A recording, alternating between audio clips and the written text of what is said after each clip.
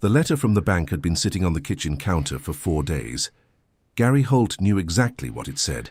9 days to come up with $4,200, or the bank would begin foreclosure on the house where Sam learned to walk, the house that still had pencil marks on the pantry doorframe, one careful line for every birthday since he was 2. Gary folded the letter, slid it under the fruit bowl, and drove to work. He was an administrative assistant at Reeves Capital, 43rd floor of the Frost Bank Tower in downtown Dallas. 2 years in, he knew every executive's coffee order, every board member's preferred meeting format, every shortcut through the building that bought him 60 seconds of quiet. He was good at being invisible when invisibility helped and present when presence was required. It just didn't pay enough to keep the lights on, let alone the roof. At 3:15, he left to pick up Sam. Sam came out of Pinewood Elementary in the middle of the crowd, small, quiet, wearing his blue backpack, eyes tracing the sidewalk like he was counting cracks. When he spotted Gary's car, his shoulders dropped half an inch, the particular kind of relief that doesn't need a name. He crossed the sidewalk and walked straight into Gary's side without a word. "Good day?" Gary asked. Sam shrugged. Gary rested a hand on the back of his son's head for just a moment, 2 seconds, maybe 3, then started the car. That night, after Sam was asleep, Gary sat at the kitchen table with his laptop and the folder of bills and did the math for the 14th time. It didn't improve. His savings held $847.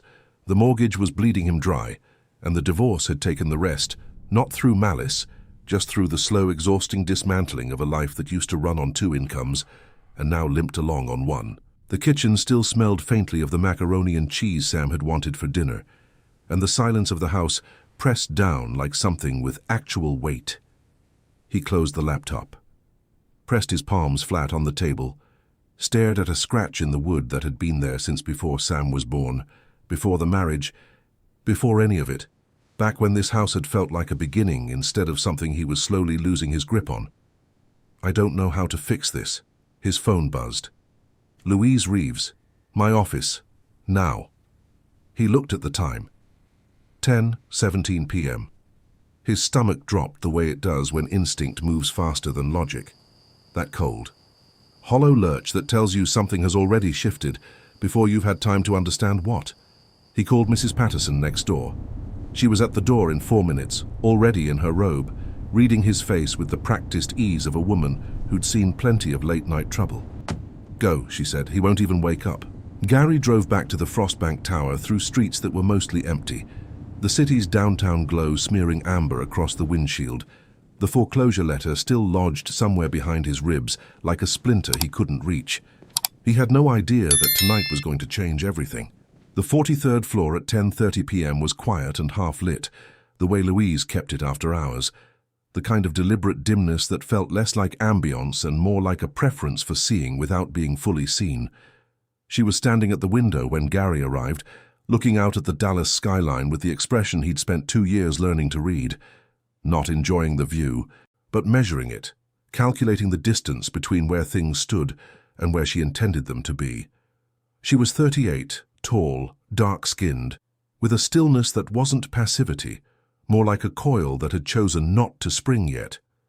She'd built Reeves Capital from a $200 $200 loan and a reputation for being the sharpest person in any room she walked into. Most people found that intimidating. Gary had found it clarifying. You always knew exactly where you stood. "Close the door," she said. She turned from the window, moved to her desk with the unhurried precision of someone who had already thought through every step of what came next, and placed a folder in front of him. Thick, already organized. The tabs were labeled, the pages were clean. This had not been assembled tonight. "You were at the Henderson Gala last month," she said. "You saw what happened with Whitmore." He had. Everyone had. Brendan Whitmore, her ex, at a microphone, accepting an award, making 3 jokes about Louise that pulled laughs from people who didn't know any better. Gary had watched her from across the room that night, had watched the way she held her champagne glass without drinking from it, her smile calibrated to the millimeter, giving nothing away. The whole room had been watching to see if she'd crack. She hadn't. She'd been flawless, and it had cost her something. visible only to someone paying close attention. "The annual gala is in 12 days, Louise said. "The board will be there. Everyone who watched that performance will be watching how I walk into that room." A pause. "I need to walk in married." Gary looked at her. "Married.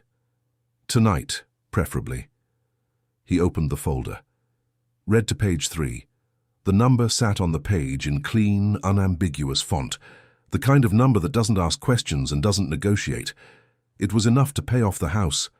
Not the $4, $200 he'd been losing sleep over. The full mortgage, all of it, gone.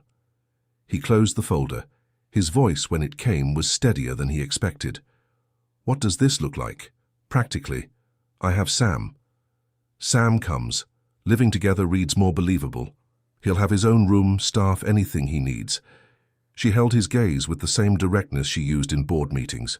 No softness, but no cruelty either. "I need someone I trust, someone who knows this world and won't make mistakes in public. You've been vetted for 2 years without knowing it." He thought about the pencil marks on the pantry doorframe, about Sam eating cereal in the morning in a house that, in 9 days, might not be theirs anymore. "Okay," he said. They were married at 11:52 p.m. in the lobby of the Frost Bank Tower, witnessed by a security guard named Terrence and a paralegal named Meg, who had clearly been kept late for exactly this purpose. The lobby fountain ran in the background, indifferent and continuous, the sound of it filling the silence between the required words. The officiant read the vows like a man filling out a form. Gary said them like someone still deciding if any of this was real. Louise said them like someone who had already decided everything else days ago. Terrence signed the certificate with the careful penmanship of a man who understood he was witnessing something unusual and had chosen, professionally, not to have an opinion about it. In the car afterward, Gary sat with his hands resting on his knees, the city sliding past the windows in streaks of amber and white, the kind of late-night Dallas that belongs to cab drivers and insomniacs, and people who've just done something they can't undo. "What do I tell Sam?" he asked. "The truth, a version of it." She was already on her phone, thumb moving across the screen with quiet efficiency. "The move can happen Sunday." The car settled into silence.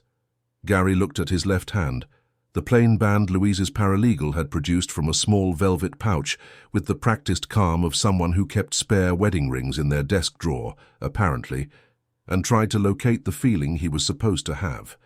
He couldn't find it. What he found instead was the specific, hollow quiet of a decision already made. "Good night, Mrs. Reeves," he said. She glanced up. "It's Holt now. Temporarily." Louise's house was not a house. It was a 10,000-square-foot property in Preston Hollow, where the trees were old and the driveway was long enough to make you reconsider the distance between yourself and the rest of the world. The art on the walls wasn't decorative. It was acquisitive. Each piece the kind of thing that got appraised, not admired. Gary clocked the price of the foyer alone somewhere around his last 3 annual salaries and made a quiet decision not to do that math again. Sam stood in the foyer and looked up at the 20-foot ceiling with the unhurried attention of a child who hasn't yet learned to pretend things don't impress him. Then he looked at Louise, who had appeared at the top of the curved staircase, and said, "You have a lot of rooms." Louise blinked. "Yes." "Why?" A pause that, on Louise Reeves, was practically geological. "I bought them." Sam considered this with the gravity of a 6-year-old processing new information about the world. He nodded. "Can I pick my room?" Louise glanced at Gary. Gary offered nothing. She looked back at Sam. "Yes," she said, and something in her shoulders settled a fraction of an inch, like a small negotiation she hadn't expected to win. That afternoon, Louise walked Gary through the contract at the kitchen table, 2 clean pages organized under clear headers: public appearances, private household, media protocol, exit provisions, no personal questions, no obligations beyond the arrangement, public presence at required events.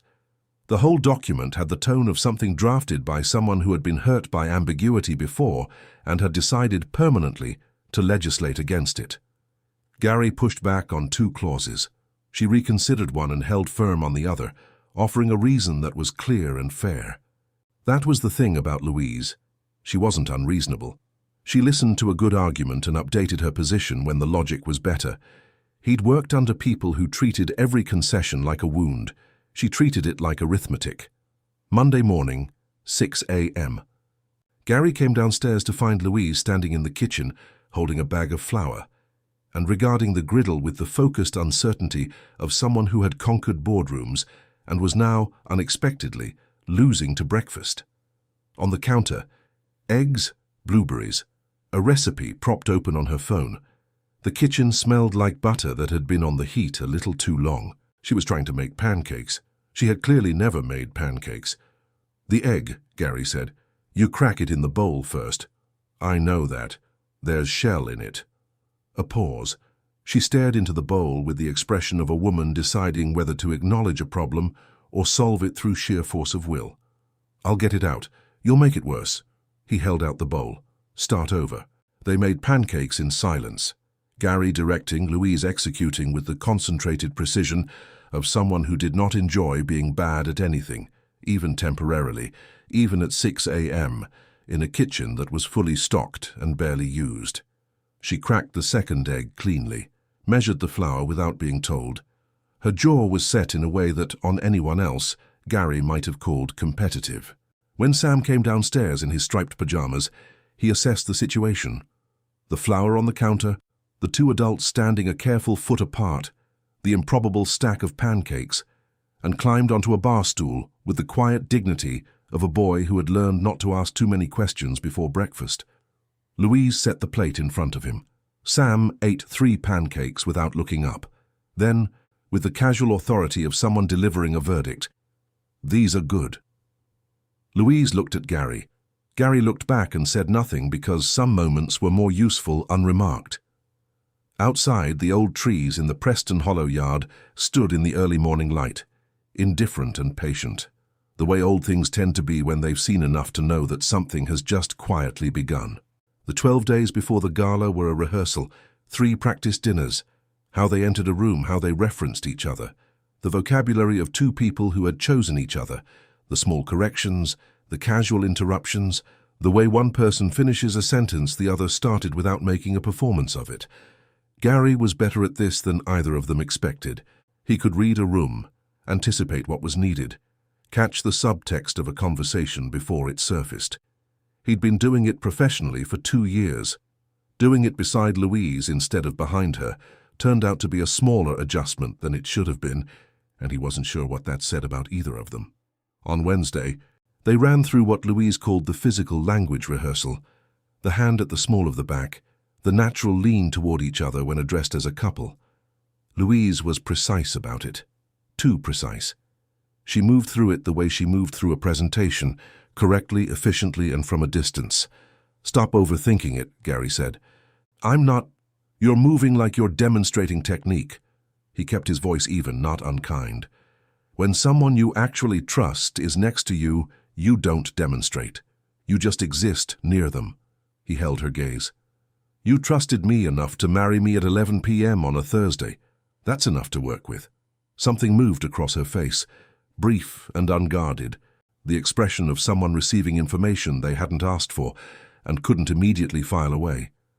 Her chin lifted slightly, the way it did when she was deciding whether to respond or absorb. "Again," she said.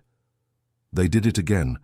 This time she didn't recalibrate her posture or calculate the angle of the lean. She just walked. Her shoulder settled naturally against the space beside him, and the stiffness went out of it like a door finally closing flush with its frame. Better. The Thursday before the gala, Louise came home early with bad news written into the set of her shoulders, the particular tension she carried just below the base of her neck when something had gone wrong and she'd already spent the drive home deciding not to talk about it.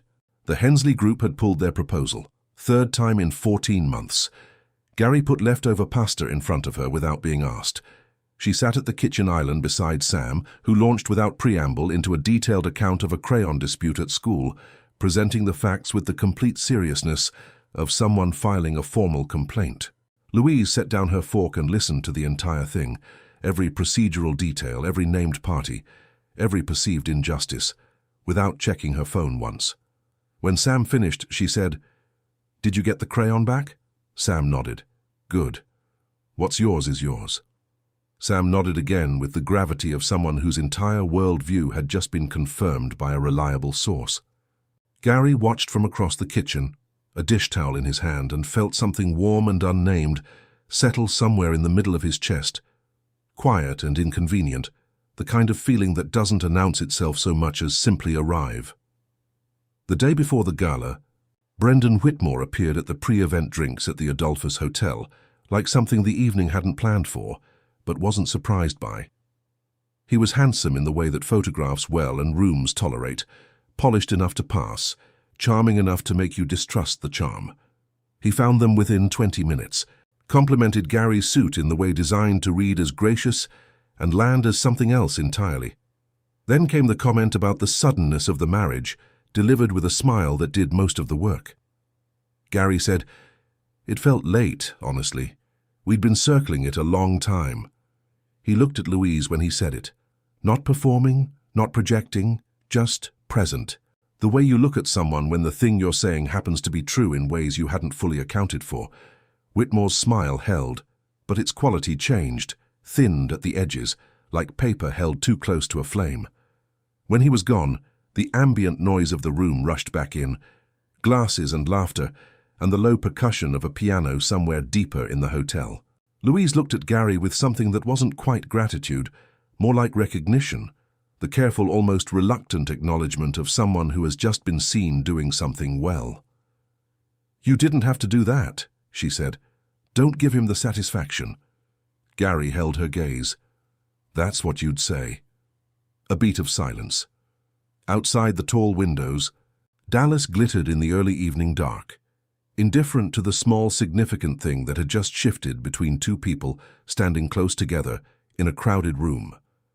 There is a specific moment when you see someone differently. It arrives without warning and without permission, and it doesn't ask what you plan to do with it. For Louise, it was 7:47 p.m. at the top of the Adolphus staircase. Gary came up in a charcoal suit, and for 3 seconds she looked at him the way you look at a stranger.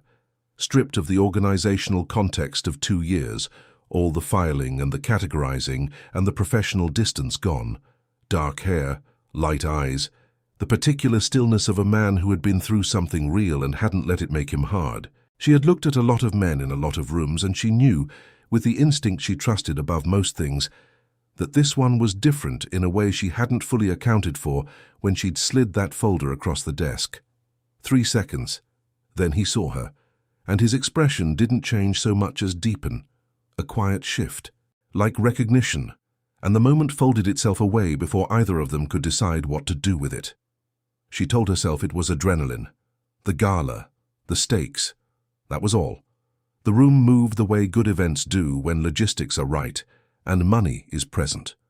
Warm light and crystal and the low current of important conversation, the kind of atmosphere that has been engineered to make everyone feel, for one evening, like gravity works slightly differently.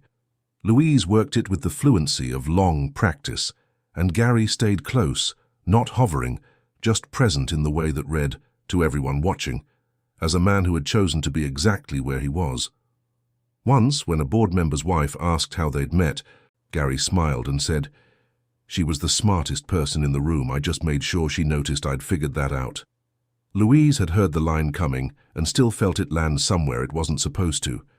When Richardson, the most skeptical voice on the board, a man who treated social occasions like depositions, watched Gary field a conversation about the Hensley Group pullback with clean, undefensive precision, he turned to Louise afterward and said, "He's quick."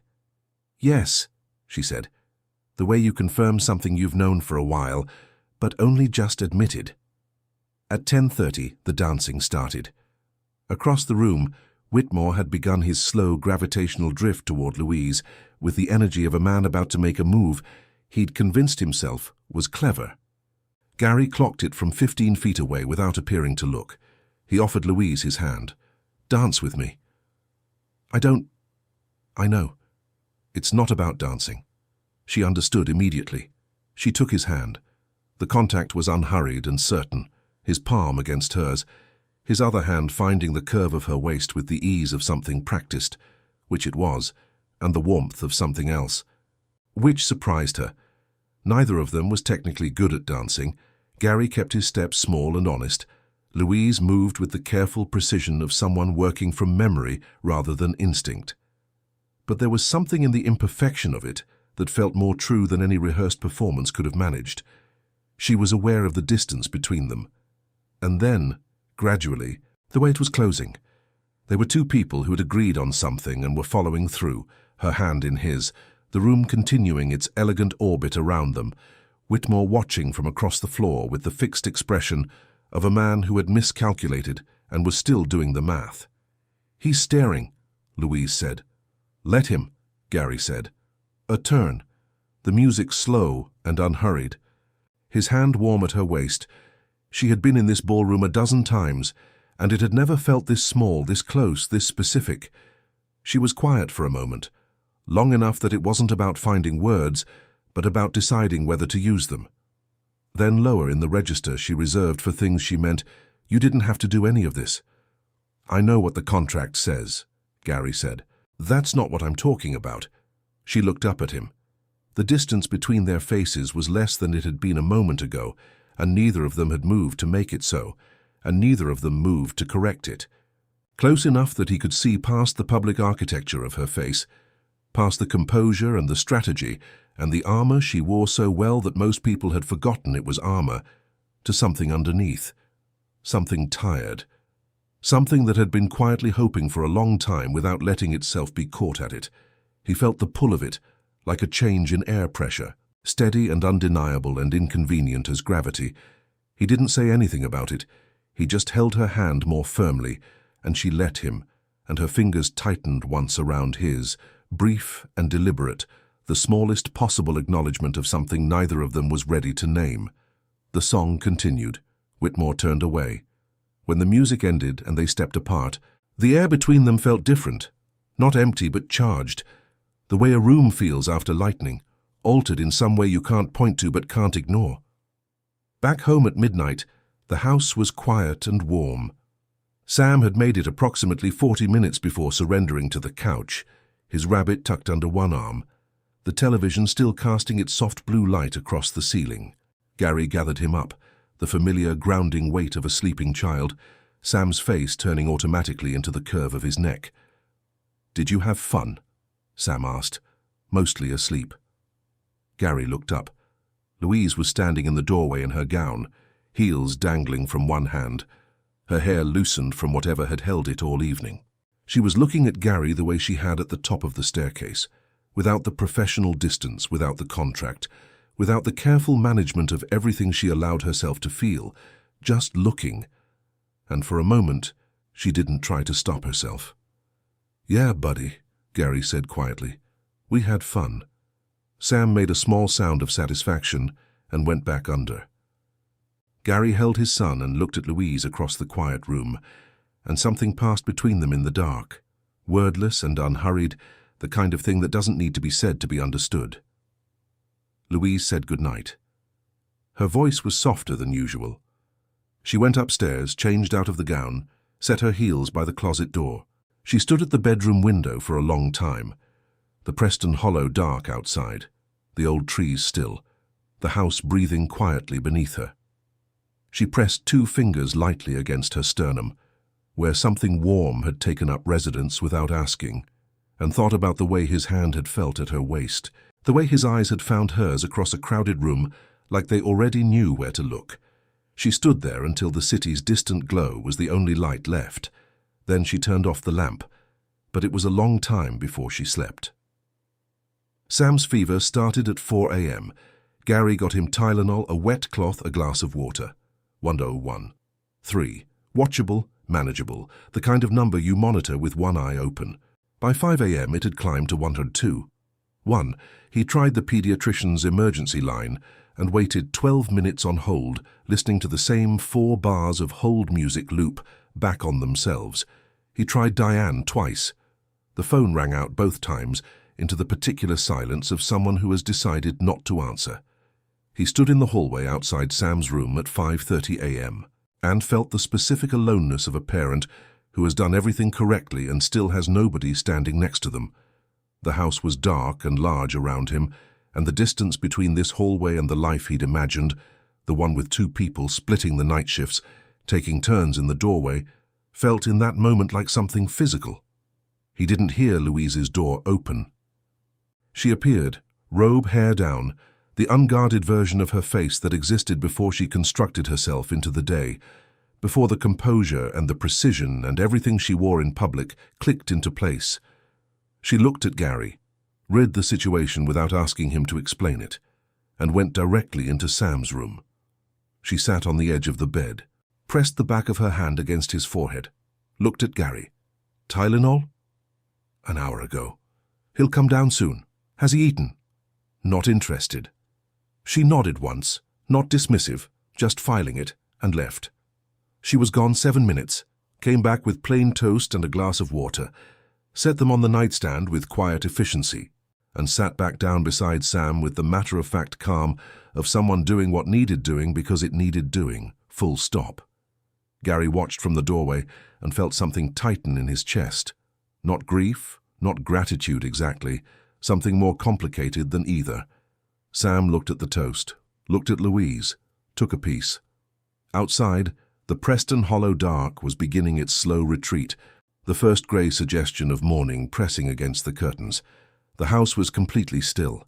Gary sat in the doorway and watched his son eat in the half-dark, beside a woman who had appeared without being asked and done, without commentary or performance, exactly what was needed. He thought about the gala, about her hand tightening around his on the dance floor, about the way she'd looked at him across the quiet living room with her shoes in her hand. He thought, this is not what either of us signed up for. He thought, I don't think that matters anymore. Louise read something on her phone while Sam ate, giving him the dignity of not being watched while he felt terrible. When Sam finished, she set the plate aside and he lay back down, his small body settling into the pillow with the particular surrender of a sick child who has been tended to and finally believes it. And then Sam, who hadn't reached for anyone who wasn't Gary in 8 months, not since the divorce, not since the move, not through any of it, reached out and closed his small hand around 2 of Louise's fingers. He didn't look at her, didn't say a word, just held on. Louise went completely still. Gary from the doorway stopped breathing. He watched her look down at Sam's hand around her fingers, this small, unself-conscious act of trust from a child who did not give it easily, and watched something move across her face that she had no architecture for, no professional response to, nothing in the contract or the strategy or the careful management of her interior life that had prepared her for this specific moment at 5:30 in the morning. She stayed, sat there with Sam's hand around her fingers, her thumb resting lightly against his knuckles, not moving, not pulling away, until the fever broke at 6:15 and his breathing evened out into real sleep. Then she carefully, slowly, as if she didn't want to disturb something beyond just the sleeping child, freed her fingers and moved to the door. In the hallway, Gary said quietly, "He hasn't slept like that in months." Louise looked at the floor. The house ticked softly around them, settling into the morning. From Sam's room came the slow, steady rhythm of a child, finally at rest. When she looked up, something in her expression had shifted. Not softness exactly, but the look of someone who has walked into an unexpected truth and is still standing in it, still figuring out the shape of it. Gary knew that look. He'd been wearing it since the gala. For a moment, neither of them moved. The hallway was narrow enough that the distance between them was not very much, and neither of them widened it. "Get some sleep," she said finally. Her voice was low and careful, the way you speak when you're protecting something you haven't named yet. She went back to her room. Gary stood in the hallway and listened to Sam breathe and understood, with the specific and irreversible clarity of something you cannot unknow, that whatever was growing between them had stopped being a performance somewhere along the way. Quietly, without announcement, the way the most important things tend to happen. Not in a ballroom with the lights on. In a dark hallway at 5:30 in the morning, with toast on a nightstand and a child's hand around 2 fingers, and a woman who had shown up without being asked and stayed. He stood there a long time before he went back to bed. Diane showed up on a Friday evening without warning, the way certain problems do. Gary came downstairs to find his ex-wife standing in the foyer in a cream blazer, taking in the art on the walls with the careful, calibrating assessment of someone who had immediately understood what they were looking at and was already doing the arithmetic. She looked good the way she always looked good, put together in a way that announced effort without admitting to it. Gary felt nothing he hadn't expected to feel, which told him everything he needed to know about where that had ended up. Sam hugged her briefly, the complete, dutiful hug of a child doing what was expected of him, and stepped back. In the sitting room, Diane had brought a lawyer, a petition for custody modification citing the impulsive and destabilizing decision to enter a rushed marriage with Gary's employer. She delivered it in the tone she had always used when she needed concern to do the work of something less presentable. The lawyer sat beside her, with the practiced neutrality of a man paid to look like a reasonable third party. "I'm his mother," she said. "I have a right to be involved in major life decisions." "You have bi-weekly visitation," Gary said. "You've used 6 of the last 14 visits." She shifted. "Things have been complicated. For 8 months." A silence that had weight to it. Diane's voice softened then. The other register, the one that used to move the needle, warm and slightly wounded. The one that had once been the most convincing sound he knew. "When I heard about the marriage, I thought, what is happening to my son's life?" Gary looked at her with the steady clarity of a man who had spent 8 months in a hallway at 5 a.m. and knew exactly what his son's life looked like now. He understood without bitterness and without satisfaction what this actually was. She had seen the headline, done the math. A husband with a billionaire wife meant the original settlement needed renegotiation. "I think," he said, "that you saw a headline and made a calculation." Diane didn't answer, but something in her posture made a small telling adjustment. The particular shift of someone whose framing has been correctly identified and declined. Louise appeared in the doorway then, coat still on, bag over her shoulder, having come straight from wherever her Friday had taken her, reading the room in the 2 seconds it took to cross the threshold. She clocked the lawyer, the folder on the coffee table, the specific quality of the silence. She didn't address Diane, didn't look at her. Sam. Her voice was different, quieter, easier. The register she'd developed over the past weeks that belonged entirely to him.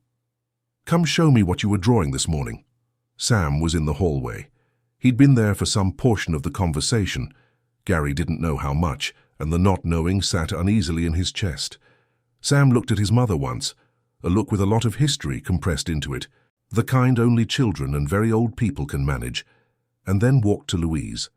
She put her hand on his shoulder and guided him toward the stairs, talking about the drawing in the low, easy tone of someone who had learned, without being taught, exactly how much space this particular child needed. They went upstairs. Gary looked at Diane. Something in her expression had shifted, the calculation still present, still visible to anyone who knew where to look, but with something layered underneath it now that might have been in another person, under different circumstances, the early shape of shame. Diane left 20 minutes later. Her attorney followed, briefcase in hand, saying nothing. Gary went upstairs. Sam was settled in the window seat in Louise's study, his spot, undeniably and irrefutably his now, claimed through the quiet accumulation of enough afternoons, drawing in his notebook with the focused calm of a child who has processed something and decided to set it down. Louise was at her desk working. The room held the particular quiet of 2 people who had arrived at a shared understanding without ever sitting down to negotiate one, the kind of quiet that takes time to build and feels, once you're inside it, like something worth protecting. Gary leaned against the doorframe. "She okay?" Sam shrugged, drew a line, considered it. She smelled different. "How?" "Like trying," Sam said, with the devastating offhand accuracy of a child who had been paying very close attention for a very long time and had simply never been asked to report his findings until now. Gary had no answer for that. He looked at his son and felt the specific, bittersweet pride of a parent watching a child understand something true about the world before the world has had the chance to make it complicated. Louise, at her desk, didn't look up, but the set of her shoulders shifted, something small and private moving through her, there and gone, the way feeling moves through people who have learned to keep most of it interior. Gary noticed. He was getting better at noticing. The following Monday, Gary found a folder on his desk. Inside, a complete legal response to Diane's custody petition, already filed, 40 hours of work, minimum, the kind of thorough and preemptive legal architecture that announces without ambiguity that someone has decided this particular fight is over before it begins. On top, a post-it note in Louise's handwriting, small clean letters, no preamble. My team handles what's mine. Gary sat with it in his hands for a long moment. He read it twice. He thought about a dark hallway at 5:30 in the morning and a woman's fingers held by a sleeping child, and the way she'd looked at him across a quiet room with her shoes in her hand. He thought about the gala, about the distance closing on the dance floor, about her hand tightening once around his like a question she wasn't ready to ask out loud. He thought, mine. He sat with that word for a long time, in the quiet of his office on the 43rd floor, and felt it rearrange something in him that he suspected was not going back. The fight happened on a Wednesday, the fast kind, the kind that arrives without a warning shot, when two people have been careful with each other for long enough that the carefulness itself becomes unbearable, and then one of them stops and the other one follows. It started with a missed school pickup, a miscommunication about calendars. Sam standing on the sidewalk for 6 minutes while Gary was stuck in a meeting Louise had asked him to attend, watching the other kids get collected one by one until Patricia arrived, slightly breathless, and took him home. Sam was fine. He said so himself with the particular stoicism of a child who has learned not to make things harder. But Gary spent the rest of the day with the image of his son on that sidewalk, sitting behind his ribs like a splinter he couldn't reach. The small blue backpack, the eyes scanning the line of cars, the shoulders that would have dropped with relief when a familiar face finally appeared, and the fact that the familiar face hadn't been his. By the time he got home, the feeling had calcified into something that needed to come out. They were in the kitchen. Gary's voice was flat and certain, the register of a man who has decided finally to stop editing himself. I missed my son's pickup for an arrangement I signed because I had no other options. He set his keys on the counter with a deliberateness that was its own kind of punctuation. I lost the job title, the access, the schedule, and I'm supposed to just adjust because the math worked out on page 3. The compensation is not the point. Gary, stop managing me. He said it without heat, which made it land harder. You move people around the board and close folders and put post-its on everything, and I've let you because it works. But I am a person who agreed to something, and I'd like to be consulted when that something affects my son. The kitchen went quiet. Outside, the old Preston hollow trees stood in the early evening dark, indifferent and still. Then Louise said, "And you hide behind Sam." Not heated, precise, the way a scalpel is precise. Every feeling you won't name directly comes out as something about him, when what you actually mean is, I felt left out. I'm afraid of what I feel in this house. Gary said nothing. The silence that followed had a different texture than the one before it, not the quiet of a fight pausing, but the quiet of something true, landing in a room and taking up all the available space. You think I don't see you? She was quieter now, more unguarded than he had ever heard her outside of a dark hallway at 5:30 in the morning. The composure still present but thinner, like a window you can finally see through. I have a contract and a timeline and a clear understanding of what this is. What I don't have is the ability to watch you stand in that hallway and look at me the way you did and pretend it means nothing. She picked up her document from the counter. Her hands were steady, her voice barely. I close folders because the alternative is standing in my own kitchen feeling things I have no infrastructure for. She walked out. Gary stood in the kitchen alone and listened to the house settle around him, the specific accusatory silence of a space that had, without his full permission, become home. He packed a bag, told Sam they were going on an adventure, the word landing with the hollow brightness of something said for a child's benefit rather than its own truth. Sam accepted it with the quiet diplomacy of a boy who understood more than he was given credit for. He packed his rabbit without being asked and waited by the door. The Marriott was 12 blocks away and cost more than Gary wanted to spend. The room smelled like central air and cleaned carpet and the particular impersonality of a place that belongs to no one, and Gary felt the difference from Preston Hollow the moment the door closed behind them. The absence of the old trees outside the window, the absence of the study down the hall, the absence of a presence he had been trying unsuccessfully to convince himself he could live without. Sam asked why they were at a hotel. "Adventure," Gary said. Sam looked at him with the measured patience of a child filing a response he's decided not to give yet, and went to brush his teeth. At 3 a.m. the room was dark and the city outside the window was doing its quiet, indifferent thing. Sam rolled over in the narrow hotel bed and said, to the ceiling or to Gary or to no one in particular, "I miss Louise." Gary closed his eyes. He didn't answer. He lay on his back in the dark and felt the truth of what his son had just said. So simple, so direct, so completely without the protective layering Gary had spent weeks constructing around the same feeling. Settle into him slowly, the way cold settles into a room when a window has been left open. He thought about her hand tightening around his on the dance floor. He thought about her fingers held by a sleeping child, and the way she'd stood at the doorway with her shoes in her hand, and the post-it note that said mine in small clean letters that had rearranged something in him he'd been pretending hadn't moved.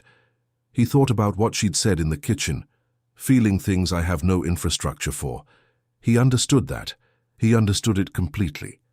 He'd been building the same inadequate infrastructure for weeks, and it kept failing for the same reason. The thing it was meant to contain was too large for the container. Sam's breathing evened out. Gary stared at the ceiling of a hotel room he didn't want to be in and let himself finally, in the privacy of 3 a.m., stop pretending. In the morning, one message from Louise. No text, no preamble, just a forwarded email. The custody hearing scheduled for Thursday. Address, time, everything already arranged. The kind of thorough and quiet competence that asked for nothing in return and expected nothing and did it anyway. She had done it after he'd walked out. Gary sat on the edge of the hotel bed in the early morning light, with his phone in both hands, and felt something break open in his chest in the way that things break open when they've been held closed too long. Not violent, just final, like a door that has been locked from the inside finally swinging wide. He held the phone for a long moment. Then he set it down. He ordered waffles for Sam, the ones with the strawberries on top, the ones Sam always asked for and Gary always said were too expensive at hotel prices, and today he didn't say that. He watched his son eat with the focused happiness of a child who has been given strawberry waffles at a hotel, and has decided for now that this constitutes an adventure after all. And then he started figuring out how to go home. Crowley Courts building, 5th floor, family law. The hallway smelled like recycled air and old carpet and the particular institutional patience of a building that has witnessed too many difficult mornings to be moved by any single one. Gary arrived in the suit he'd had since before the divorce. Still good, still clean, but carrying the specific weight of a garment worn to occasions you'd rather not remember. His attorney, Andrea, sharp, unhurried, arranged by Louise's team with the same quiet efficiency Louise brought to everything, was already there, folder open, pen in hand. Gary sat at the table and watched the door. At 8:57 a.m., Louise walked in, dark blazer, hair up, one folder. She moved through the room the way she always moved through rooms, with the kind of authority that doesn't announce itself, and sat beside Gary without ceremony, opened the folder, and did not look at him. He looked at her for a moment longer than neutrality required. The line of her jaw, the set of her shoulders, the specific quality of her stillness when she was preparing to hold something together by force of will alone. He knew that quality now. He knew a lot of things about her now that he hadn't been looking for and couldn't give back. Diane's attorney built the case methodically, the rushed timeline, the power differential, the changed environment. He used the word destabilizing 4 times, with the careful repetition of a man who has learned that a word lands harder the 3rd time than the first. He suggested the relationship between Gary and his employer raised questions of manipulation, letting the implication do the work the evidence couldn't quite manage. Andrea responded cleanly, entered the visitation record, Sam's pediatric history, the documented stability of his current environment, laid out in clean columns that told a story without editorializing. Then Diane's attorney said, "Can the respondent speak to the nature of this marriage?" Andrea started to object. Louise said, "I'd like to address that." The room shifted, the particular shift of a space recalibrating around a new center of gravity. She looked at the judge with the direct, unperformative attention she gave to things that mattered. "I met Gary Holt 2 years ago. He was the most competent person in my organization." A beat, not for effect, but because what came next was something she was saying for the first time out loud and meaning entirely. "He also has a son who has never once been an afterthought. Not once. In everything I've seen. The timeline of our marriage was fast by external standards. It was not fast by ours. Everything in that household has served one purpose, giving Sam stability and 2 adults committed to showing up." She closed the folder. "I'd invite the petitioner to produce evidence to the contrary." Silence. Diane's attorney looked at his papers with the focused attention of a man who has just discovered they say less than he needs them to. Gary looked at Louise. She didn't turn, but he could see the set of her shoulders, the specific, familiar quality of someone who has said a hard and true thing in a room full of people, and is now waiting, very still, to find out what it costs. He thought about what she'd said in the kitchen, feeling things I have no infrastructure for, and understood, watching her sit straight-backed in a courthouse she hadn't been required to enter, that she had been building that infrastructure anyway, quietly, in her own way, without saying so. She hadn't been required to come. The contract said nothing about courtrooms.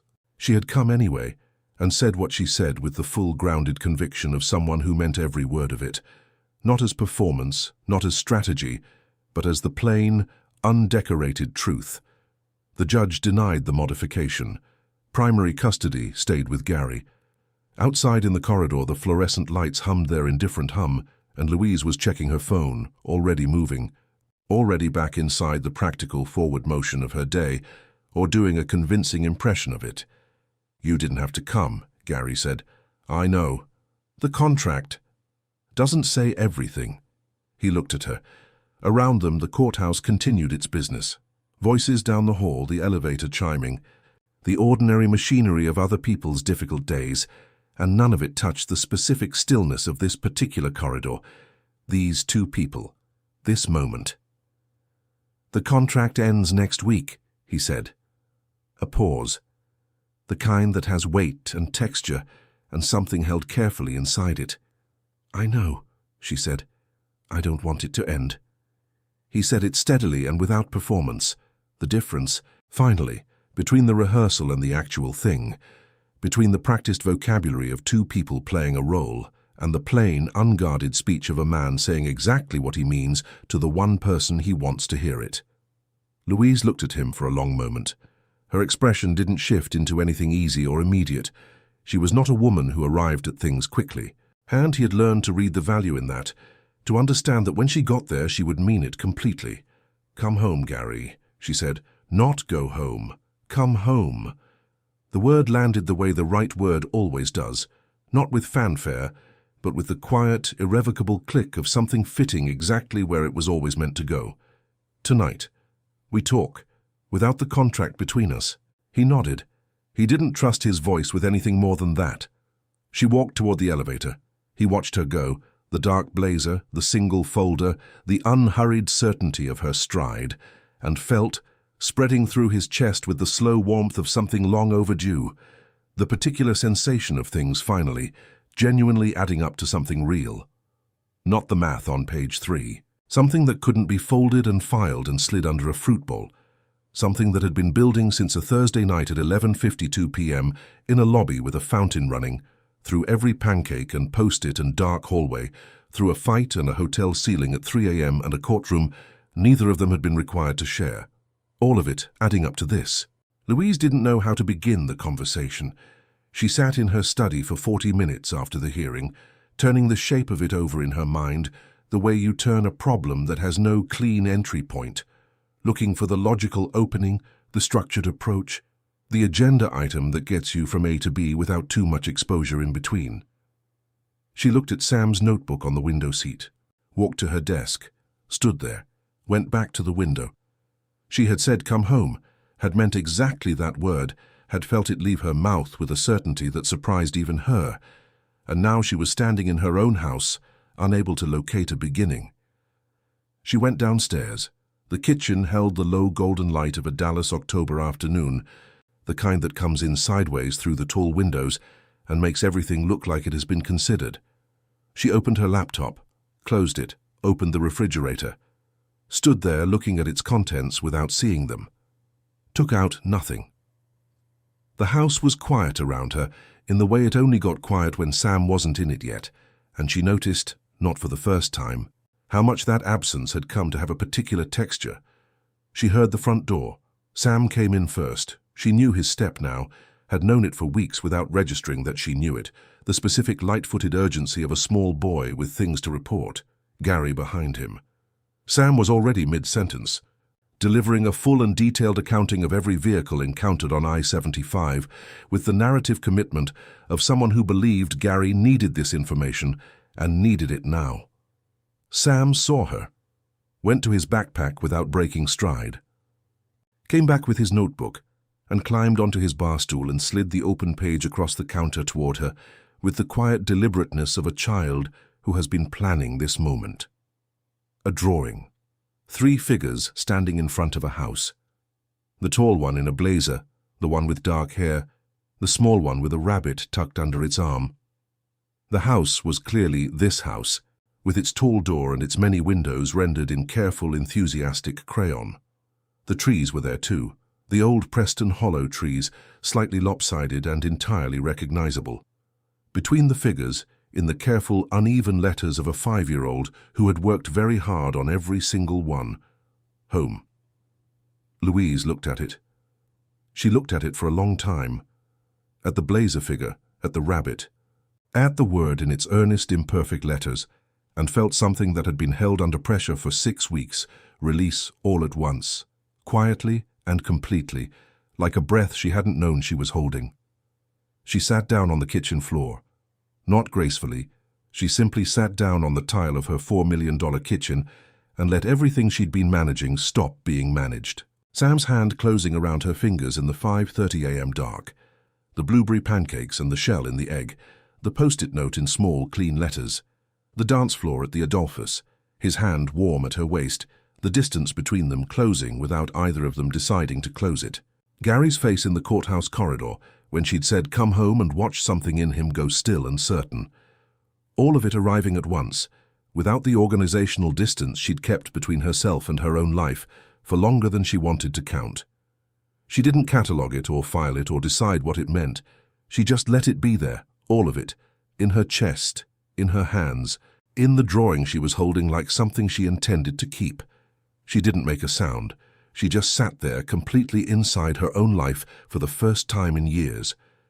Gary found her there. He stood in the doorway for one moment, long enough to understand what he was seeing, short enough not to make her feel seen before she was ready. Sam watched from his bar stool with the calm, unhurried satisfaction of someone who has been quietly working towards something for a while and has just watched it arrive on schedule. Gary came and sat down on the kitchen floor beside her, shoulder against hers, close enough that she could feel the warmth of him, the steadiness of him, the particular quality of his presence that she had stopped pretending she didn't rely on. He didn't ask what was wrong, didn't fix anything, didn't reach for the practical or the procedural, just stayed. She let him. The kitchen light shifted slightly as a cloud moved outside. Neither of them moved. "I don't know how to do this," she said. "I know," he said. "Me too." She looked at him. You seem comfortable." "I'm terrified," he said, simply, without apology. The way he said true things, straight and unadorned, which she had come to understand was one of the rarest things a person could offer another person. I'm a divorced guy who signed a contract because he had 9 days and no better option. And then, he looked at the drawing in her hands, all of this happened. A beat. I don't know what I did to deserve any of it. You showed up, she said. That's a low bar. Gary.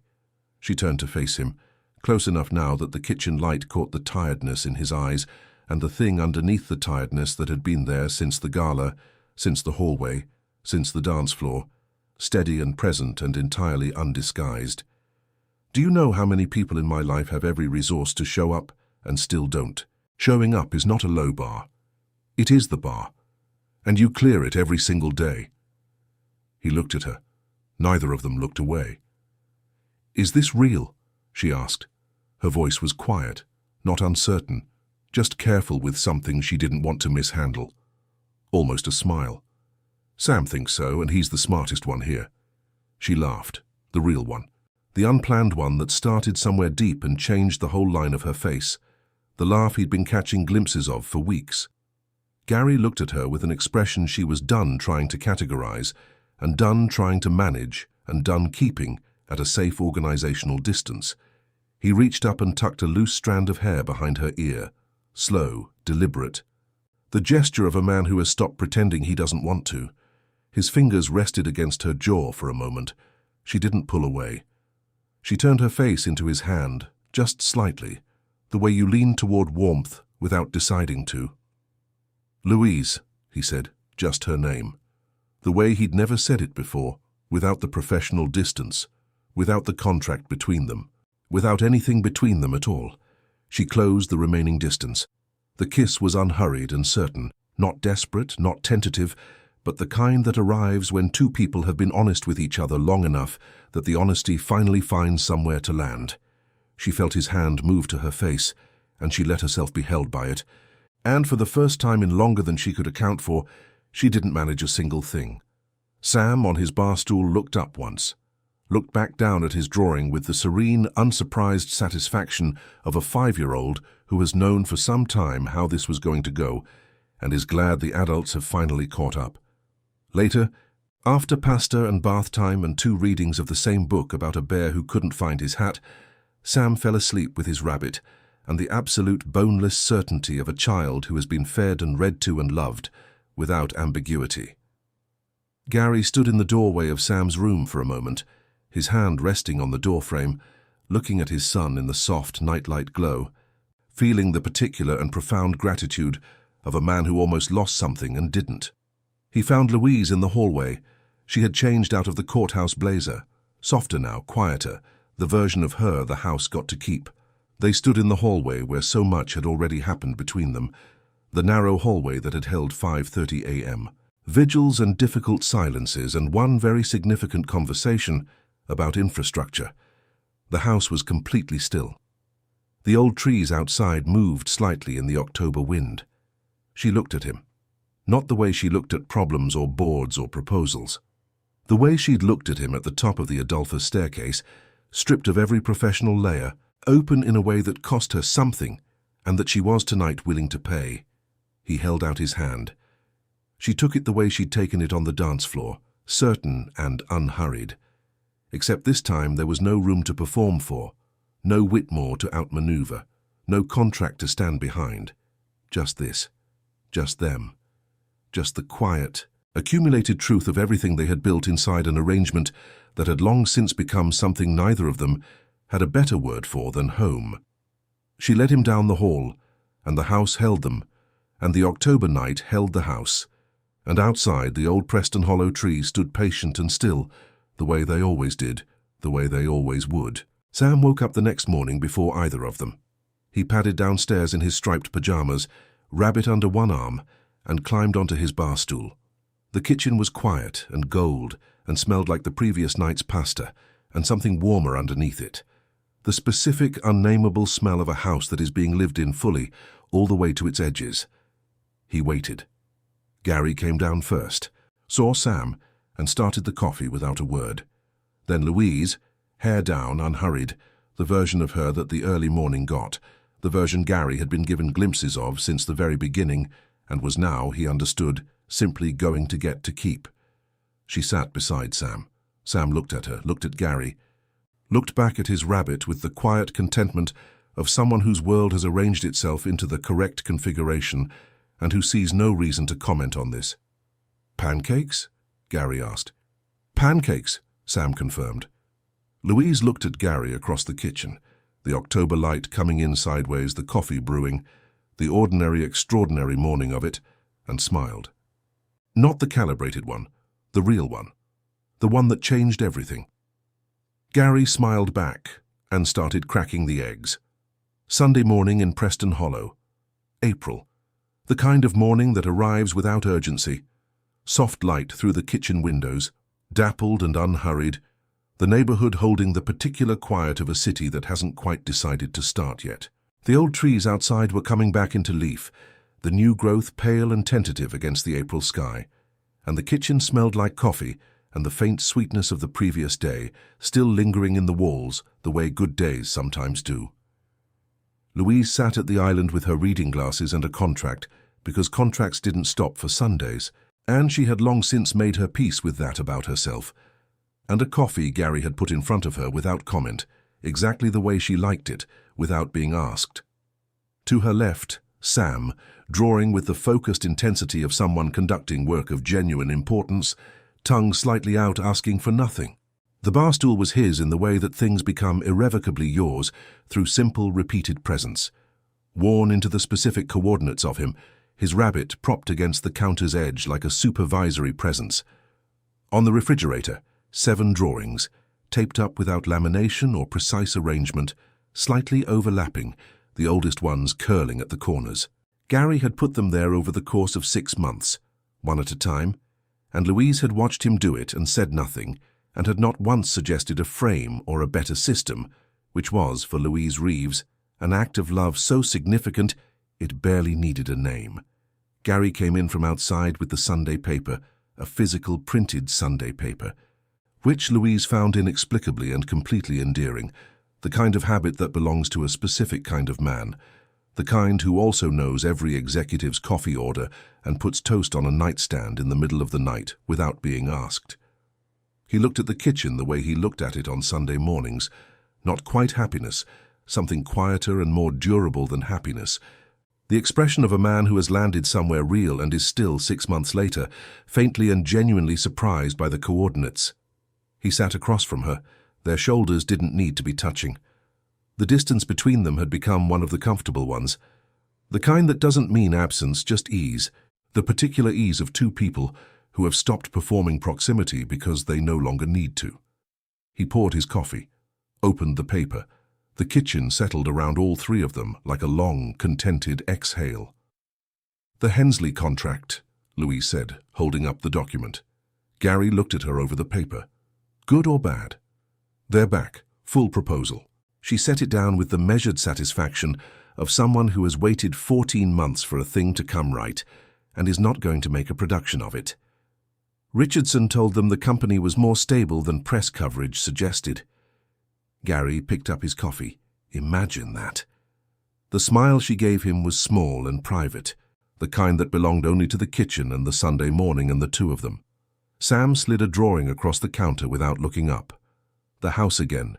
He drew it often, returning to it the way a young architect returns to a beloved project, iterating and refining, adding detail with each version as if the act of drawing it was also the act of understanding it.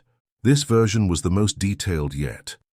The tall front door, the old trees flanking the driveway, the second-floor window seat rendered with particular care, his window seat, irrefutably and permanently his, claimed through the quiet accumulation of enough October afternoons with a notebook and a rabbit and the low sound of Louise working at her desk. 3 figures in front of the house, and between them, in careful letters that had grown steadier and more assured over 6 months of practice, home.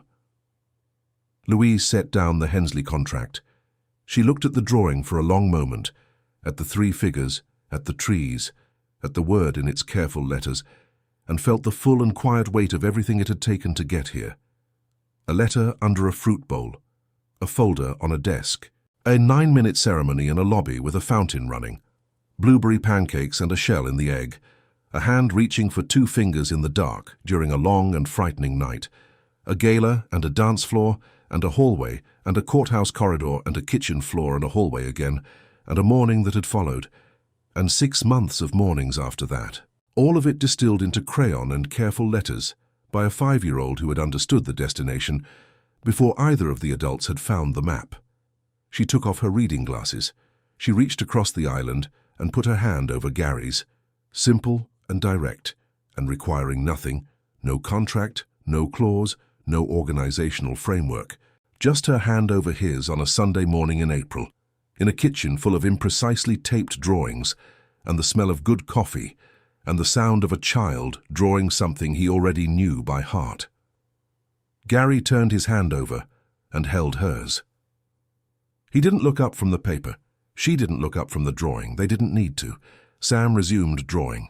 Outside, Dallas was doing what Dallas does on a Sunday in April, unhurried and golden, the city going about its wide, indifferent business, while the neighborhood stayed quiet and the light moved slowly across the kitchen tile the way it had been moving since October, since the pencil marks on a pantry doorframe, since before any of this was imaginable.